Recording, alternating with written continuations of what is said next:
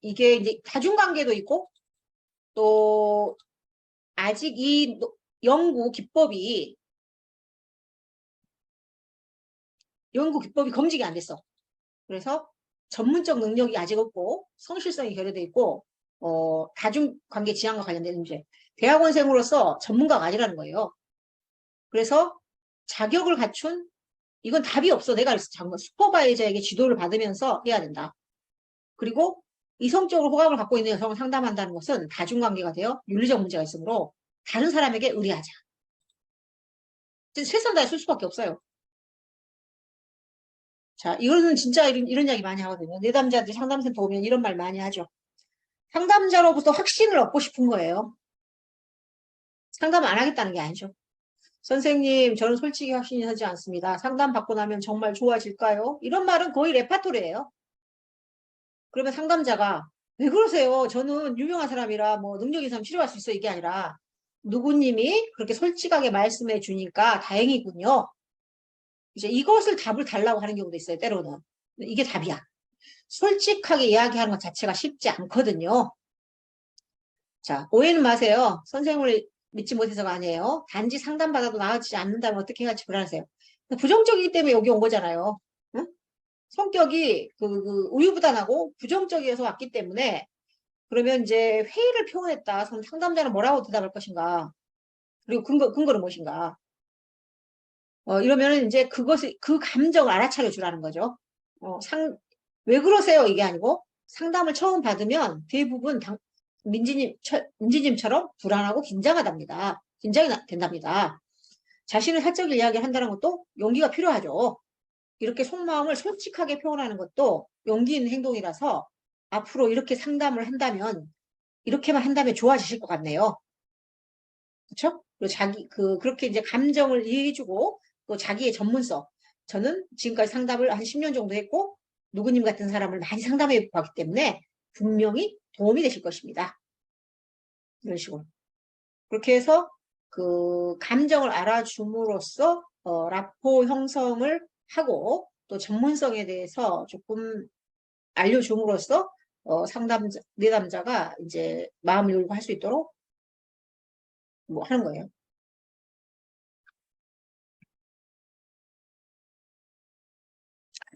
참 이거 왜 이래. 진짜 뭐 이게 마우스 빨리 움직이게 설정이 돼 있어. 근거는 뭐냐?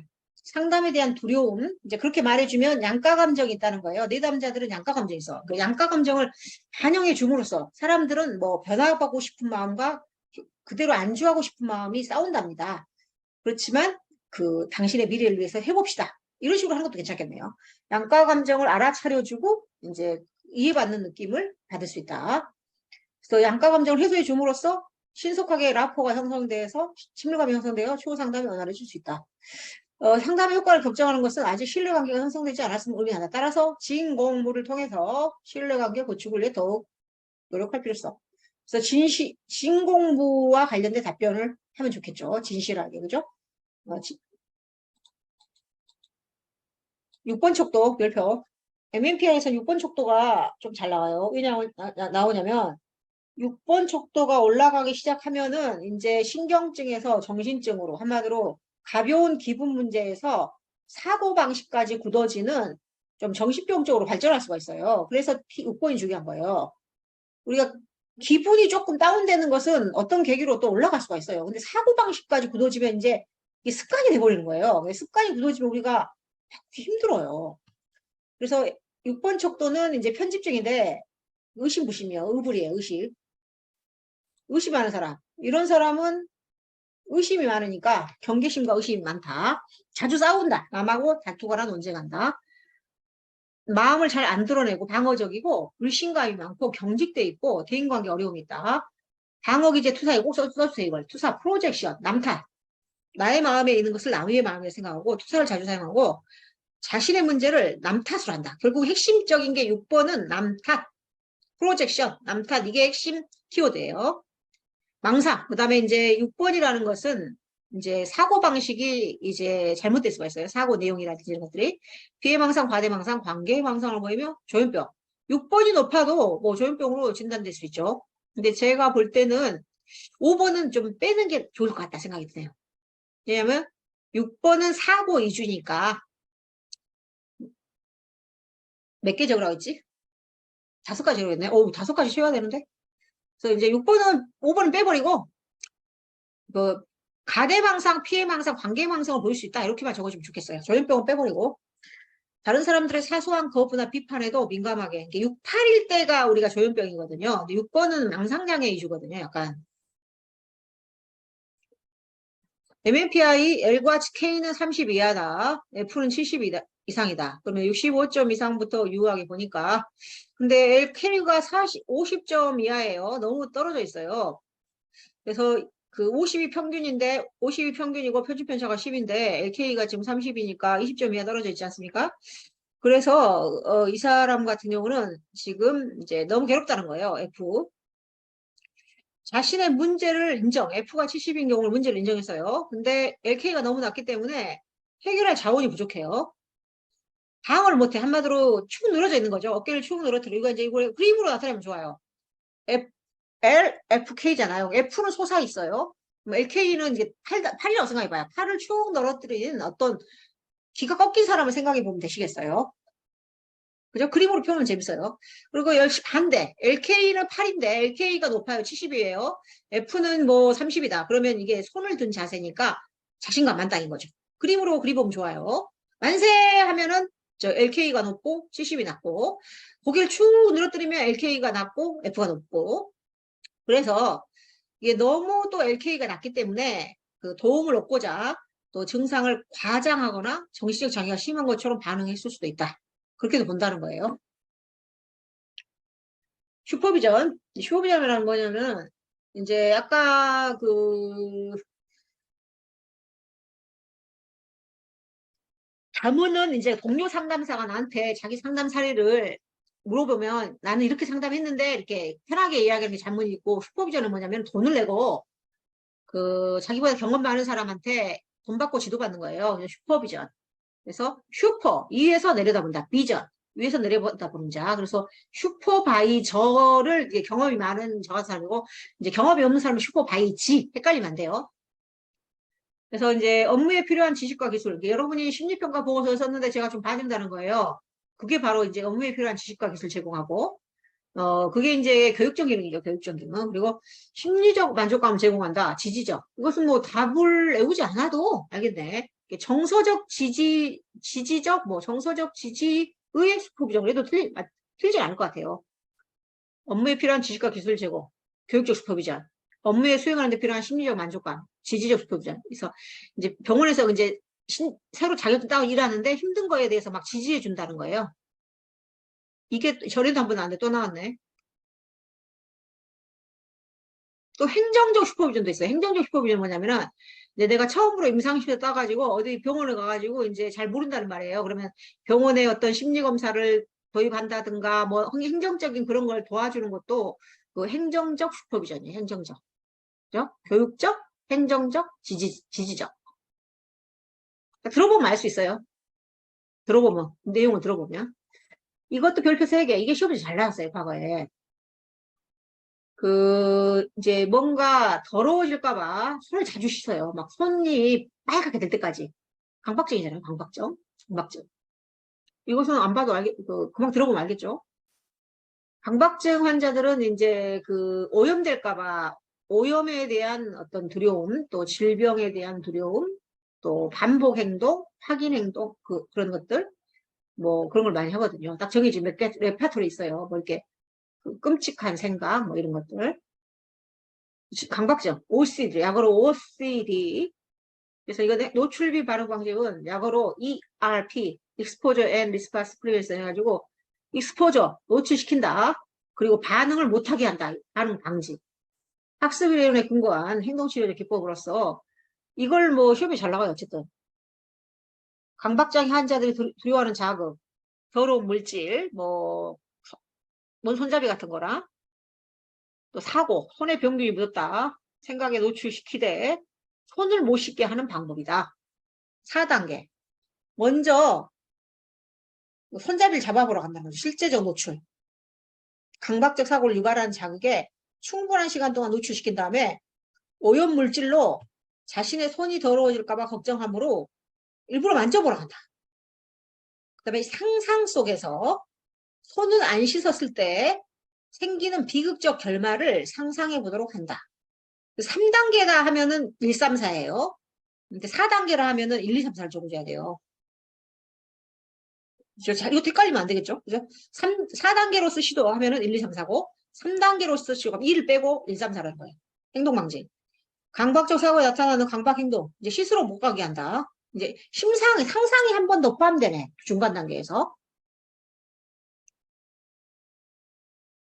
4단계는 치료효과 유지.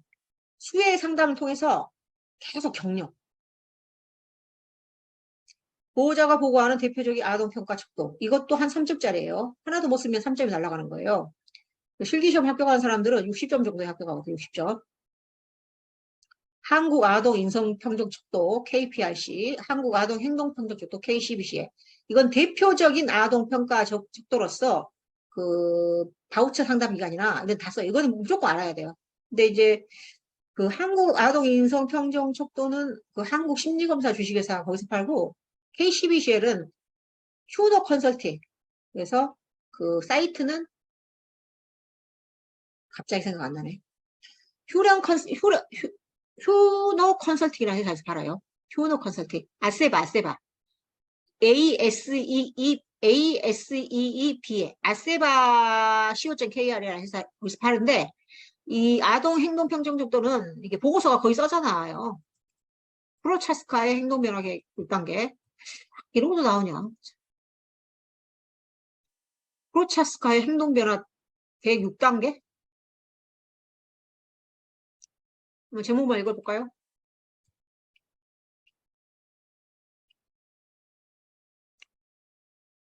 먼저 1단계, 사전 단계, 2단계, 계획 단계, 3단계, 준비 단계, 4단계, 행동 단계, 5단계, 유지 단계, 6단계, 재발 단계. 한번 읽어보시고. 아론백 이런 것은 뭐 자주는 안 나오는데 나올 수도 있죠. 별표 하나 정도 나올 수 있다 가능성이. 옥한 사고 기록지, 옥한 사고 기록지. 흔히 쳐져 있다는 거예요. 5칸으로. 먼저 이제 우울증 환자들이 상담 센터에 왔다는 거예요. 아론백은 정신과 의사였으니까 우울증 환자가 정신과 병원에 왔다는 거예요. 그럼 아론백이 물어본다는 거지. 지금 기분 나쁘게 한 사건이 무엇입니까? 최근에 제가 시험에서 떨어졌습니다. 그러면 이제 이게 상황이라는 게 진짜 육하원칙에 의한 사건도 상황이고 그 어떤 사고, 아무 일 없어도 우울할 수 있어요. 어느 날 일요일 날 집에 있는데 아무도 나에게 전화를 안 한다. 나는 혼자인가? 그런 것도 상황이에요. 자, 감정, 이모션, 우울, 불안, 분노. 그래서 1에서 100점. 자, 그때 우울했다고 하셨죠? 몇 점이죠? 100점 만점 몇 점? 80점이요. 그러면은 그때 어떤 생각이 스쳤나요? 자동적 사고. 여기서 제일 중요한 건 자동적 사고 별표. 이 자동적 사고만 깨우쳐도 많은 사람 도와줄 수 있어요. 이 번개같이 진행된다는 거예요. 번개같이. 나는 혼자인가? 저는 그런 게 좀 있었어요. 어렸을 때 제가 3살 때 그 엄마랑 콩밭 매러 갔다가 엄마를 콩밭에서 안 보여가지고 외롭다. 이런 정서가 좀 있어요. 그래서 자동적 사고라는 것이 이제 그 번개같이 시작한. 그때 경험했던 생각이 번개같이. 예를 들면은 또 이런 것도 있어요. 제가 고등학교 1학년 때 그 자취했어요. 근데 한 번도 고등학교 1학년 이전에 도둑 맞은 적이 없었어요. 시골에 살아가지고 이제 고등학교 1학년 때 이제 광주로 올라왔잖아요. 근데 그 집에 아이가 하나 있었는데 애가 좀 말썽꾸러기였어요. 내 방 책상에 내가 지갑을 둔 상태에서 잠깐 화장실을 갔나 봐요. 근데 그때 고등학생으로서 엄마 용돈 받아서 자취를 할 때는 그 지갑에 든 돈들이 굉장히 소중했어요. 근데 없어. 내 집에서 내가 도둑 맞은 거야. 내 방에서. 진짜 충격받았어요. 그때부터 제 머릿속에 진짜 사람이 사소한 사건도 머리에 확 박혀버려요. 뭐 없어지면은 제가 좀 이렇게 정리정돈보다 뭐 없어질 때가 있거든요. 그러면 누가 가져갔나라는 생각이 번개같이 스쳐. 근데 이제 내가 심리적으로 알면서도 이게 떨쳐버릴 수가 없어요. 예, 그게 이제 트라우마랑 관련이 있는 거죠. 트라우마. 그래서 이제 그런 걸 알기 때문에 우리 같은 사람은 이제 거기에서 멈추는데 이런 심리 공부를 안 한 사람들은 이제 뭐가 없어지면은 친구를 의심한다든가 뭐 남편을 의심한다든가 해가지고 아주 그냥 사건 사고 생기겠죠. 경찰 신고한다든가. 그렇게 무서운 거예요. 자동적 사고라는 게. 그래서 자동적 사고의 확신 정도. 누가 훔쳐갔나? 자, 누가 훔쳐갔나 해봅시다. 확신할 수 없네요. 이거는 한 50% 정도? 그러면은 이제 합리적 반응은 뭐냐면은 그 이제 훔쳐갔나가 아니고 이걸 이제 내가 상담사가 답을 알려줄 수 없어. 어?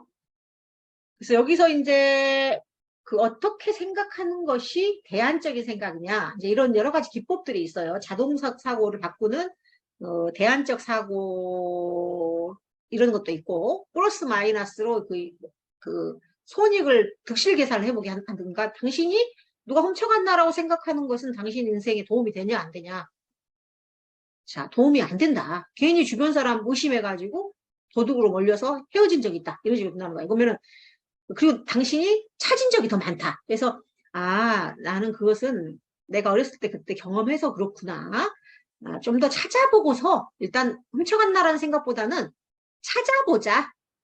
일단 찾아보자라고 생각 바꾸는 게 좋겠다라고 이제 결정했단 말씀이죠. 그러면은 이제 그 합리적 찾아보자라고 생각을 한다. 근데 그거에 대한 이제 누가 안 가져갔고 내가 잘못 생각할 수 있어. 찾아보자라는 생각의 확신 정도? 그럼 몇 프로 몇 점이냐? 그래서 만약에 당신이 이제 마지막 결과는 뭐냐면 이게 좀 어려워요. 일단 딱 읽어보면 쉬운 것 같은데 어려워요. 결과에 대한 확신 정도. 그래서 결과. 아까는 누가 훔쳐갔다라고 생각했다. 그게 이제 그 확신을 이제 한 80이었다. 한 50이었다, 50. 그러면 지금 그거에 대한 확신 정도. 그러면 10%. 그럼 이제 내가 10% 바뀌었고, 이제 내가 이제 10%다. 훔쳐간 것 가능성 낮다라고 생각했을 때 나의 감정 상태는 몇 점이냐. 뭐, 놀라지는 않고 그냥 덤덤하다. 이런 식으로 이렇게 하는 거예요. 그래서 이것도 간단한 것 같지만 조금 어려워요. 막상 말을 붙여보려고 힘들어요. 이런 식으로 똑같이 상담을 하는 거예요. 우리가 여러분이 이것만 가지고도. 아까 그거예요. 평가적 면담이란 말은 뭔 말이냐면은 이제 망상장애나 조현병 환자를 내가 종합심리검사를 한다는 거예요. 그리고 그러면은 어떻게 할 것인가? 어떤 사람이 지금 망상이 있고 괴로워요. 근데 임상심리사가 처음에 이야기도 안 들어주고 바로 검사합시다 하면은 검사 협조 안 해버려요. 그래서 검사를 바로 하기보다는 여러분이 어디 프리랜서로 검사로 가면은 먼저 이야기 충분히 좀 들어줘야 돼요. 어느 정도. 그래서 짧게라도 들어줘야 돼요. 어느 정도 너무 길게 하면은 또 해결을 못 해버리기 때문에 어느 정도 끊어주고 충분히 어느 정도 경청하고 라폴을 형성한 후에 검사 목적. 당신 이제 망상이 있으시죠? 그래서 그걸 정확히 정도를 평가해서 도와주려고 하는 겁니다. 라고 격려한다. 그래서 또 사고, 감정, 행동이 부적절하고 의사소통이 잘 이루어지지 않는다고 해도 충분히 경청하고 편견을 갖고 회피하기보다는 내담자의 내적 참조적이라는 게 결국 마음이에요. 마음을 최대한 이해하도록 한다. 이 말이죠. 일단 충분히 라포 형성을 하자. 또 편견을 갖지 말고 최대한 이해하도록 하자. 뭐 이런 말입니다. 이거 같은 경우는 별표 하나 정도 나올 수도 있고 안 나올 수도 있어요. 이제 재활이 이제 심리파 한 문제 정도는 게 재활 교육 자문에서 한 문제가 나오는 거죠. 그냥 재활 교육, 그죠? 이제 우리 가족 중에 누군가가 병원에서 퇴원해서 지금 집에 있어요. 그럼 그 사람을 조현병을 앓고 있는데 집에 퇴원하고 있어. 그럼 어떻게 할 것이냐? 긍정적 태도, 부정적 태도. 그러니까 긍정 태도는 뭐냐? 긍정적 태도, 부정적 태도 각각 세 가지 주시죠. 돕는 방법, 약물 치료를 계속 하도록 격려한다. 집에만 있지 말고 밖에 나가서 스트레스를 줄이는 활동에 참여해 라고 격려한다. 너무 기대하지 말고 현실적인 환자의 역할에 대해 너무 기대하지 말고 현실적인 목표. 이제 좋아질 거라고 너무 좋게 생각해서 너 직장도 다니고 돈도 벌어 막 이런 식으로 하면 안 된다는 거예요. 피할 태도, 너무 간섭하는 태도. 또 환자를 신경 쓰느라고 자기 인생은 돌보지 않고 환자만 신경 쓰는 거. 내가 살아야 자식도 있는 거죠. 소외시켜버려. 가족 대화에서 소외시켜버리고 친구도 못 만나게 하고. 너무 잔소리야, 비만을 자주 해. 그럼 다시 재발해버려요. 재활 치료를 받고 있는 정신과 환자의 교육 방법 두 가지. 먼저, 그 재활 치료를 받고 있다는 것은 퇴원했다는 이야기예요. 퇴원해서 지금 이제 사회에 돌아왔다. 그럼 증상관리교육, 약물관리교육.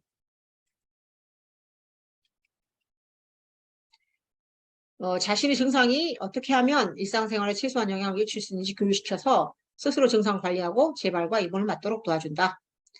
증상관리 교육의 내용은 주로 조현병의 증상과 징후, 원인, 발병과 경과, 지속 증상의 대처법, 재발 증상, 약물 효과. 약물 관리 교육은 뭐냐면 내가 이제 책에서 이걸 그대로 쓴 거예요. 정신과 약물에 대한 올바른 지식을 갖고 적절한 투약 방법을 이해하게 되면 약을 더 잘 복용하고 재발이 줄어든다. 따라서 약물 교육, 약물 복용 이유에 대한 교육, 정신과 약물의 종류의 특성, 부작용을 다루게 된다. MMPI에서 사후구사에 대해서 가능한 해석 5가지 쓰시오. 아까 했죠, 사후구사? 행동화, 액팅아웃. 생각보다 행동이 앞서며 욕구 충족을 지연시키지 못한다. 양심이나 윤리가 잘 발달되지 않아서 비행행동이나 범죄 행동을 저지른다. 일시적으로 좋은 인상을 주지만 피상적이고 착취적인 대인관계를 한다. 반사회적 성격장애, 품행장애, 양극성장애 진단을 받을 수 있다. 다음과 같은 진단 경과를 보이는 환자의 특징을 쓰시오. 지능검사 결과 상식의 토막이 높고 이런 거 선생님 보면 헷갈릴 수 있겠어요. 모양 맞추기와 공통적 점수를 낮게 나왔다. 언어성 지능이 동작성 지능. 자, 언어성 지능이 더 높네. 상식의 토막이 높더라. 뭐야, 답이? 우울증이구나. 이렇게까지 간단히 나왔나?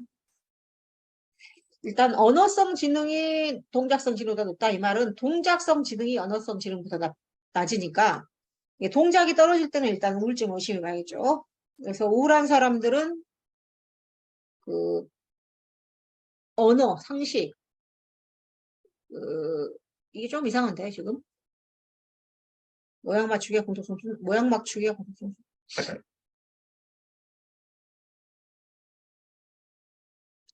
우울한 사람들은 일단 손동작이나 이런 게 좀 느려져요. 그리고 언어에 있어서 정교화를 못해요.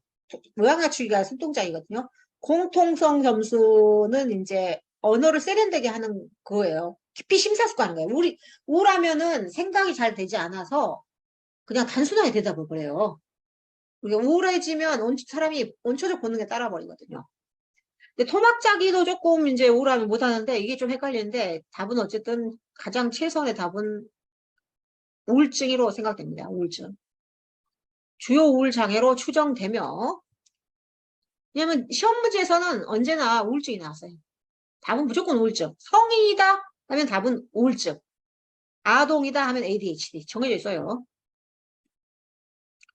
이런 환자의 특징, 주요 우울 장애가 시사되며 이런 아까 진단 기준 6개 우울한 기분이나 흥미나 즐거움의 감소, 체중 증가나 감소, 불면이나 가다수면, 정신운동 초조나 지체, 무기력감 부적절감, 무기력감 죄책감, 피로감 상실감, 피로감, 자살사고 자살시도. 생산적 경청을 하는 상담자가 보이는 구체적 태도를 5가지 쓰시오. 경청을 어떻게 해야 되는가? 아까 그거예요. 경청의 원리. 내담자가 충분히 말할 시간을 제공한다. 심각하게 말하고 있는 것은 심각한 것으로 간주한다. 고개를 끄덕이거나 네 반응으로 주의를 기울이고 있으면 보여준다. 상담 주제와 관련된 질문을 하며 주제와 관련 없는 상담자의 호기심을 채우기 위한 질문을 삼간다. 자연스럽게 눈을 맞추며 시계나 주변 사물을 보는 등 산만한 행동 삼간다.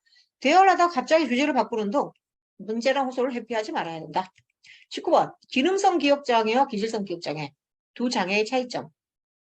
기능성 하면 여기서 이제 심리적 기억장애, 시민성. 기질성은 기질성이죠. 기능적, 이제 시민성 기억장애, 해리성 기억상실증이나 시민성 기억상실이 같아요. 심리적 원인에 의해서 기억상실이 온 거예요. 충격적인 사건을 겪거나 어떤 내면적인 고통을 경험해서 과거를 잊어버려. 그냥 떠올리기 싫은 거죠. 억압해버리죠. 망각. 근데 갑자기 어느 날 기억이 회복돼요. 심리치료나 체면치료. 저는 이런 것도 다 해봤어요. 체면치료 해가지고 갑자기 좋아져요. 그렇지만 뇌를 안 다쳤기 때문에 기질이라는 걸 뇌를 다쳤다는 거예요. 뇌를 안 쳤기 때문에 심리적인 것은 뇌 기질성 기능장애 수반하지 않는 거예요. 당연한 말이에요. 기질성 기능장애는 뭐냐면 뇌를 다친 거예요. 해마가 손상돼가지고 기억이 상실되고 그랬어요. 뇌가 망가졌어요. 그러면 뇌가 만장지면은 이제 기억이 서서히 좀 회복돼도 이제 완전 회복이 안 돼요. 뇌는 회복이 안 돼요. 한번 다치면. 속도가 느리고 불안전하며. 이후, 근데 뇌 다치면은 또 충격받았기 때문에 기능성 기억장애 수반. 이게 헷갈리잖아요. 기능성 기억장애는 기질성 기능장애 수반하지 않지만, 기질적 기억장애는 기능성 기억장애. 이제 기능하면 수반할 수 있다. 기능하면 심리라고 생각하면 돼. 기능, 펑션. 기질하면 오게니. 우리가 이렇게 배웠거든, 학교 다닐 때. 기능, 펑셔널, 기질, 오게니. 그렇게 확실히 심리에서 쓰는 말들이 몇 가지 있어요. 기능, 심리. 그죠? 기질, 오게니, 뇌 문제. 상담 종교시 상담자가 해야 할 일. 아까는 이제 상담 종교를 평가하는 거였잖아요. 뭐 대인관계가 좋아졌는지, 계획 수립 능력이 뛰어난 이거고, 상담 종교시 해야 할 일은 또 달라. 여기서 헷갈려버릴 수가 있어요. 해야 할 일은 뭐냐면 도래하기 전에 미리, 저는 항상 이제 미리 하게 돼요. 4번을 끊었으면 4번째 때 더 하실 거예요 말 거예요 이게 아니라 3번째 때 다음이 그 상담 종결 핵인데 더 하실지 아닐지 알려주세요. 이렇게. 목표가 어느 정도 달성되었다면은 종결 문제를 미리 상의한다. 그 말이 그 말이네. 1, 2번. 지난 상담 과정을 돌아보고 이제 불안을 다룬다. 이제 이별에 대한 이런 것들.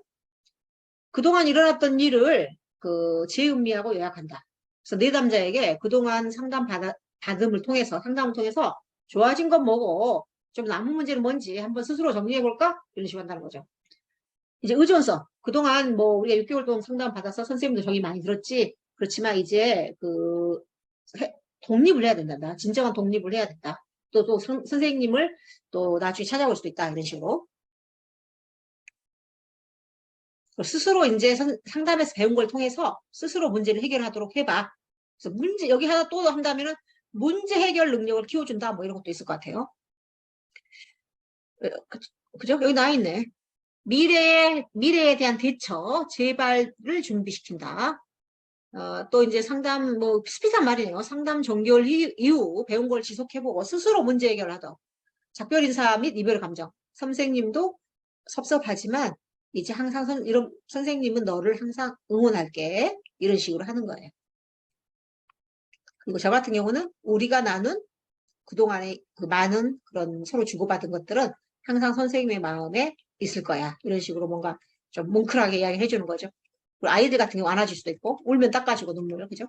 그런 거. 자, 지금 40분인데 뭐 그만할까 더 할까요? 20년 하면 여기서부터 중요한 것만 하고 마칠게요. 그만. 여기서는 중요한 거 몇 개만 공부하고, 직업재활이 중요하다고 그랬잖아요. 왜 직업재활을 해야 되느냐? 정신과 환자나 우리나 직업을 통해서 돈을 벌고 소득을 얻고 자기 실현할 수 있다. 또 직업이라는 게 성인들도 마찬가지예요. 성인들도 직업이 있는지가 그 사람의 대처 기술과 능력을 평가하는 척도예요. 정신과 환자가 좋아졌는지 아닌지를 알 수 있다는 거예요. 또 직업을 통해서 물품과 서비스를 살 수가 있어요. 또 직업을 통해서 사회적 접촉을 늘려요. 또 사회적 역할과 책임. 우리도 직업을 통해서 누군가를 만나잖아요. 직업이 없으면 집에 가만히 있어야 되잖아요. 그죠? 직업이 너무나 중요한 거예요. 환자나 인간이나 보통 사람이나 직업은 진짜 아무리 강조해 지나치지 않는다. 여러분도 일 안 하고 일주일만 집에 있어봐요. 우울해져버려요. 아까 필요 충분 조건 3가지 하면 그걸 적어야 돼요. 3가지만 쓰면 돼요. 접촉 중, 불일치. 내담자는 불일치하고 상처 입기 싫고 불안정. 거꾸로 바꾸면 되네. 상담자는 일치. 상담자는 무조건적 존중. 상담자는 공감적으로 이해하고 있다. 내담자는 알고 있다. 공감적 존중을 한다는 것을. 뭐 이거예요. 해결 중심주로 살아가는 질문 기법 3가지. 이런 것도 나와. 가끔. 이것도 앞으로 나올 것 같네. 이거는 조금 시간이 길긴 드는데, 뭐 중요해요. 해결 중심 치료에서는 이런 질문을 한다는 거예요. 기적 질문, 척도 질문, 대처 질문. 기적 질문이라 뭐냐면, 밤에 잠자는 동안에, 저는 지금도 이런 걸 가끔 써요. 기적이 일어나. 저는 가끔 많이 쓰는 것 같아요. 이 질문은. 염려하는 문제가 다 해결되었다고 상상해 봅시다.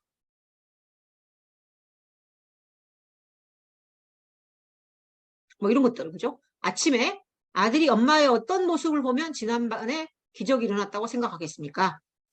기적이 일어난다면은 선생님이 내가 너에게 기적을 일으킨다면 너는 너의 어떤 것을 도와줬으면 좋겠니? 이런 식으로 물어본다는 거죠.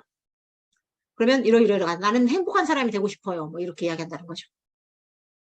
그래서 기적 질문은 현실 변화의 그 어떤 가능성, 현실 변화를 현실 변화될 수 있다는 가능성을 구축한다. 현실 변화를 구축한다. 그죠? 가능성에 대한 자기 상을 형성한다. 이게 긍정적인 점을 생각하는 거죠. 내담자들은 자기가 문제에 대해서만 이야기한단 말이에요. 근데 기적 질문 통해서 어떻게 되고 싶냐를 물어본다는 거죠. 처음에 좀 이야기 좀 듣다가 나중에 이제 기적이 일어난다면 어떤 상태가 되고 싶어? 이렇게 한다는 거죠. 그래서 치료 목표를 현실적이고 구체적으로 설정하기 위한 질문 기법이다. 그래서 꼭 해결 중심대가 아니라도 평상시 이런 거 쓰면 좋아요. 수치로 정도 표현, 문제라든지 우선순위, 성공, 자존감, 문제 해결 가능성에 대한 확신 변화를 위해서 수치로 이제 표현하도록 할 때 구체적으로 표현하게 되고 변화 정도를 사실적으로 설명한다. 최악의 상태를 0점으로 하고 모든 문제가 해결된 상태를 10점으로 한다면 오늘 상태는 몇 점이라고 할 수 있을까? 너의 오늘 우울 지수는 몇 점이야? 뭐 이런 식으로, 그죠? 그래서 이것은 질문이 좋네. 그죠? 대처 질문. 만성적인 어려움과 이게 어떤 사람이 너무 오랫동안 힘들었어요. 그래서 너무 오랫동안 힘들어서 좌절하고 있다면은 막 희망을 잊어버렸다는 거예요. 그러면은 이렇게 말한다는 거죠. 어떻게 포기하지 않고 지금까지 지탱해 왔는가요? 이런 식으로. 자살을 시도한 것은 어떻게 도움이 되었나요? 그래서 내담자의 그 자원과 강점을 발견하도록 하는데 도움이 되는 것이다. 그래서 지금까지 어떻게 그동안 그렇게 힘든 상황에서 당신이 죽지 않고서 잘 버텼냐. 뭐 이런 거 물어본다는 거죠. 어떤 사람이 이제 MMPI를 하는데 방어적이에요. 그러면은 어떻게 할 것인가? 검사 방법을 다시 설명하고 다시 실시한다. 방어 성향을 감안해서 약간 높은 곳으로 간주하고 해석한다. 아까 또, 이거는 이제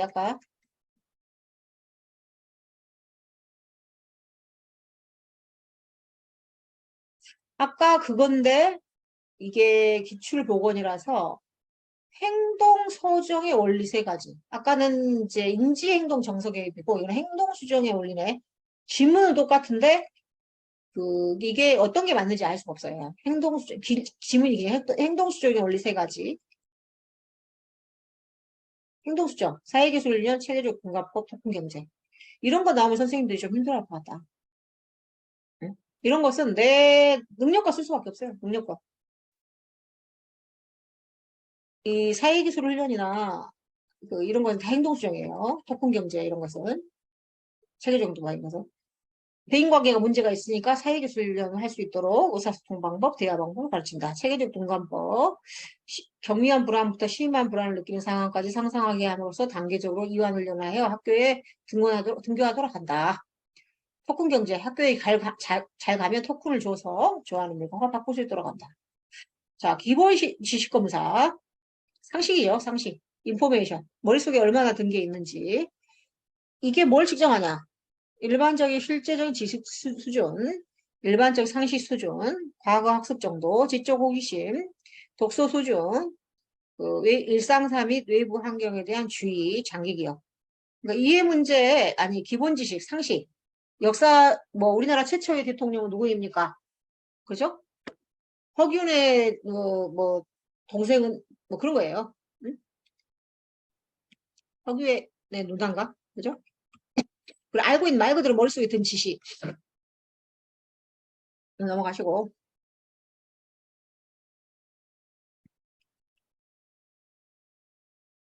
과학자 전문가 모델도 한번 읽어보시고.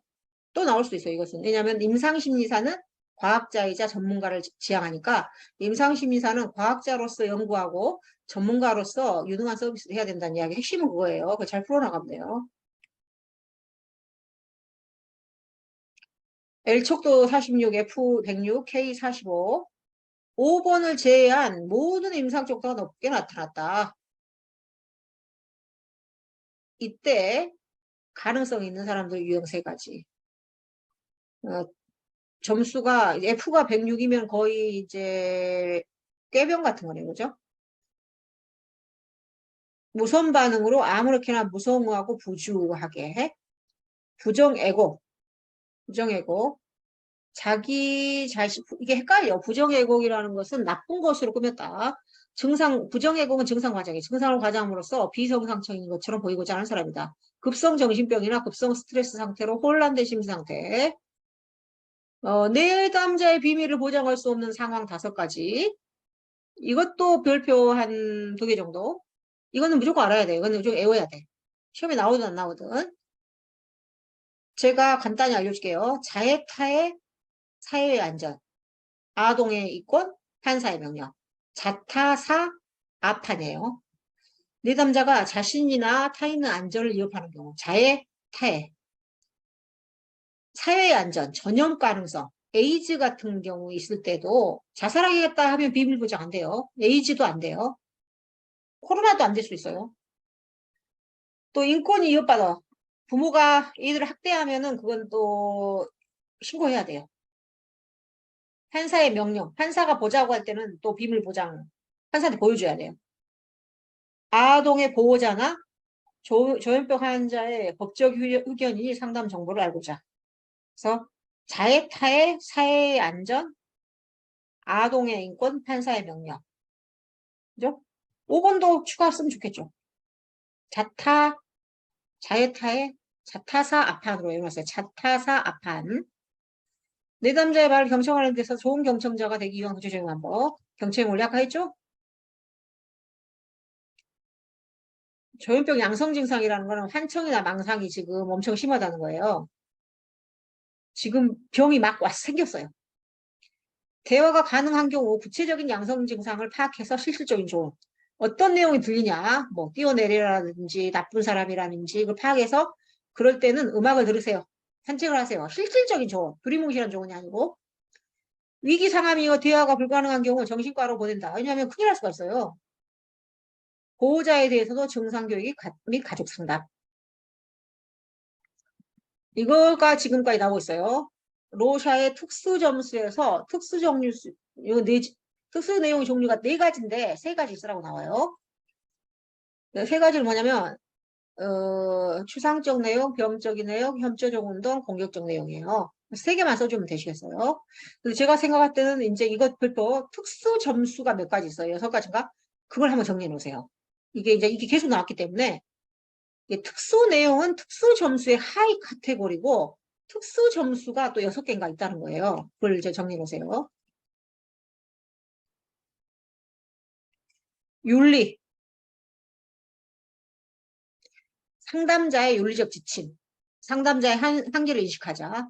내담자의 요구에 초점을 맞추자. 상담자 자신의 가치관을 자각하자. 해로운 다중관계. 다중관계는 웬만하면 하지만 특히 해로운 관계는 피하자. 상담자가 자신의 마음과 행동을 관찰하도록 훈련하자. 상담 훈련을 받자. 남을 돌볼 수 있음을 보장하기 위해 자신을 돌보자. 자신을 돌봐가면서 상담해야 된다. 인지행동치료에서 ABCD 모델에 기초하여 상담 계획을 쓰시오. 이런 문제가 유사한 문제가 좀씩 있네. A. 선행사건, 내담자의 감정을 동요시키거나 행동에 영향을 미치는 사건. B. 빌립 시스템. 비합리적 신념체계와 사고체계. 결과. 비합리적 신념체계를 통해서 그 사건을 해석함으로써 느끼게 되는 정성적 행동적 결과. D. 디스퓨트, 논박. 비합리적 신념에 대해서 여기서 중에 논, 현, 효. 논리적, 현실적, 효율성에 비추어 반박. 소크라테스 대화예요. 소크라테스 대화도 시험에 나올 수가 있어요. 오늘 안 해도 소크라테스 대화는 시험에 끊임없이 나와요. 왜냐하면은 이 인지행동 치료가 그 소크라테스의 그 어떤 철학이나 대화에서 유래했거든요.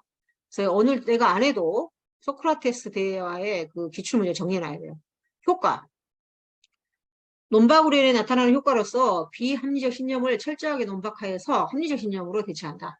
그래서 내담자들은 처음에 이렇게 말한다는 거예요. 우울합니다. 뭐 이렇게 말한다는 거예요. 응? 컨스케스를 말한다는 거예요. 우울합니다. 잠이 안 옵니다. 그럼 상담자가 최근에 어떤 일이 있었냐? 제가 최근에 시험에 떨어졌어요. 그게 이제 선행사건이에요. 그래서 어떤 생각이 든대요?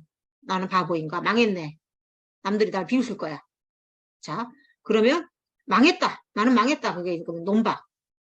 당신이 망했다는 게 뭐가 망했다는 거냐? 내 인생이 망했다. 그러면 당신은 그 시험에는 떨어졌어도 직업이 있지 않냐. 그죠? 이게 논리가 안 맞다는 거죠.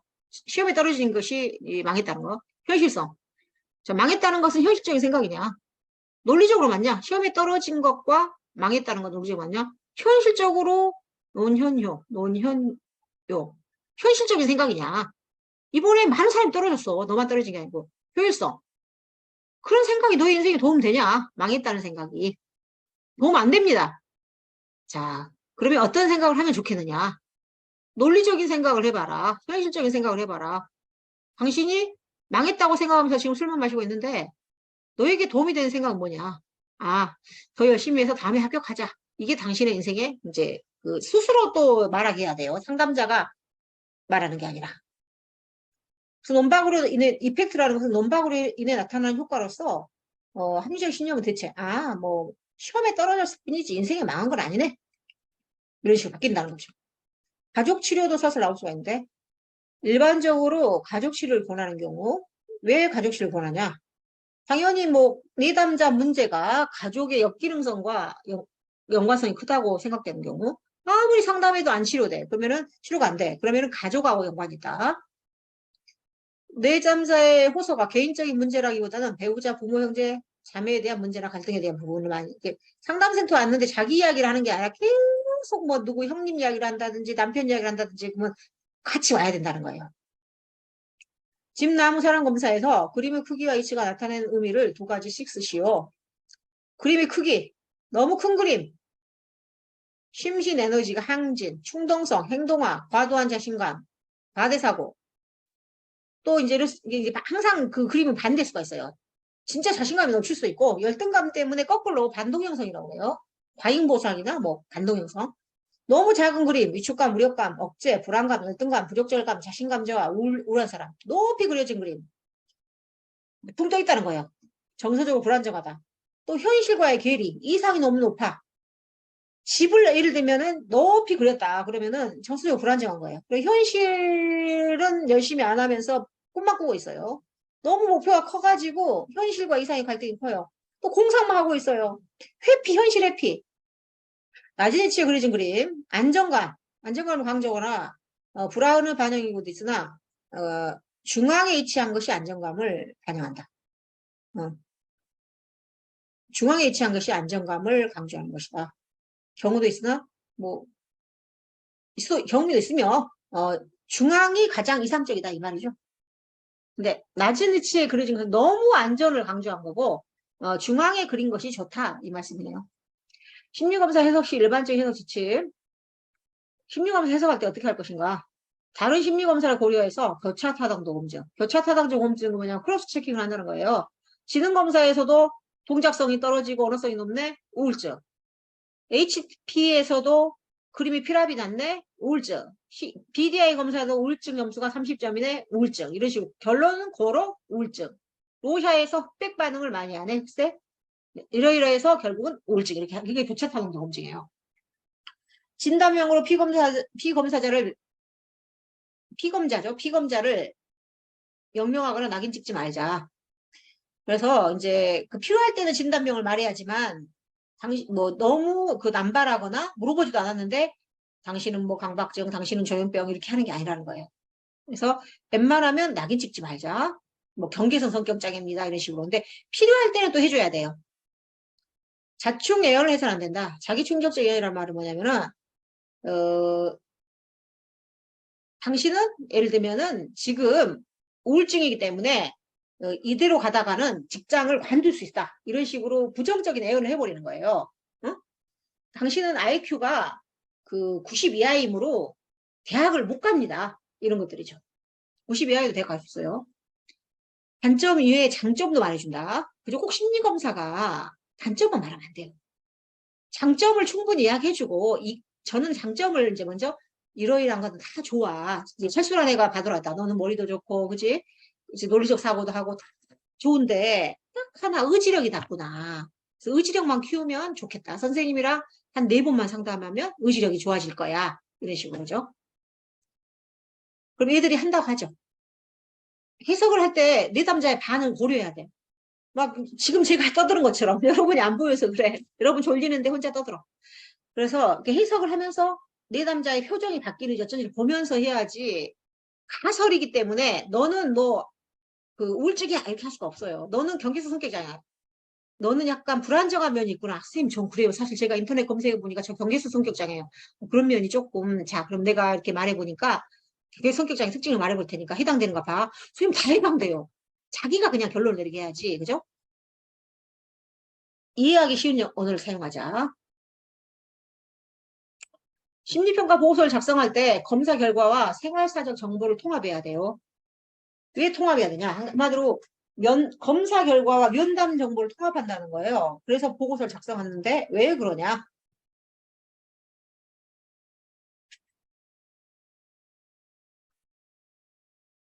심리검사 결과만 가지고 하는 것은 맹목 해석, blind interpretation, 눈 감은 해석이 되므로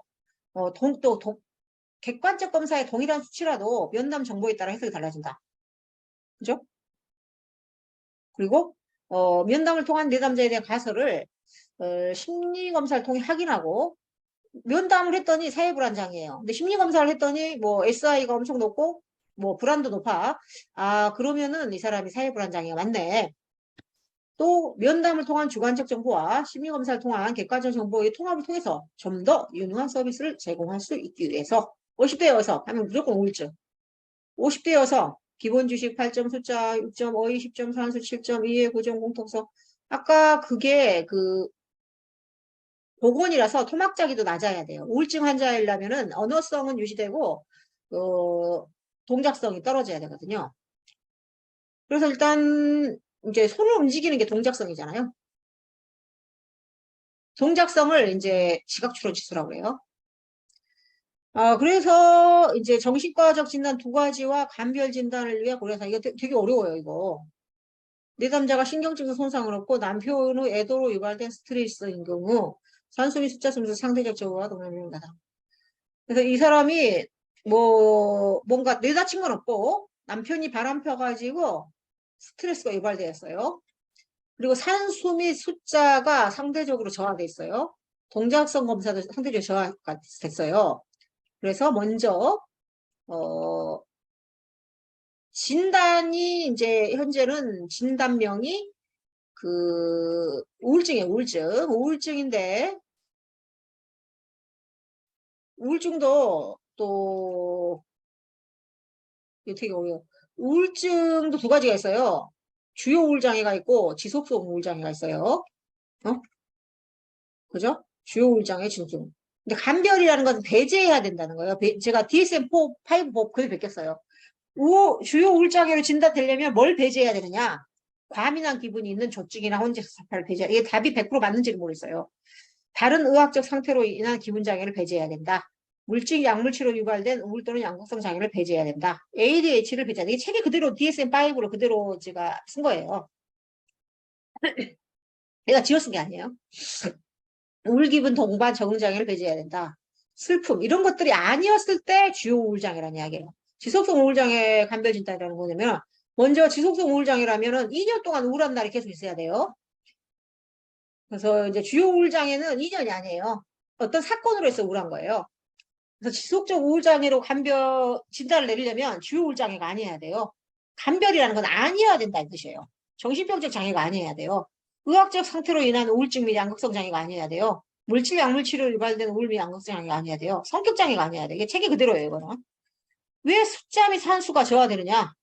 우울한 감정 및 사고 반추로 인해서 산수 및 숫자 문제에서 주의 집중이 떨어졌다. 우울하면 주의 집중이 떨어져요. 뇌 다쳐도 떨어지만 우울에도 떨어져요. 동작성 지능이 왜 떨어지느냐? 쉽게 포기하는 경향, 의욕 저하로 인해서 동작이 요구되는 검사의 수행이 저조해서이다. 전반적으로 반응 속도가 느려져서이다.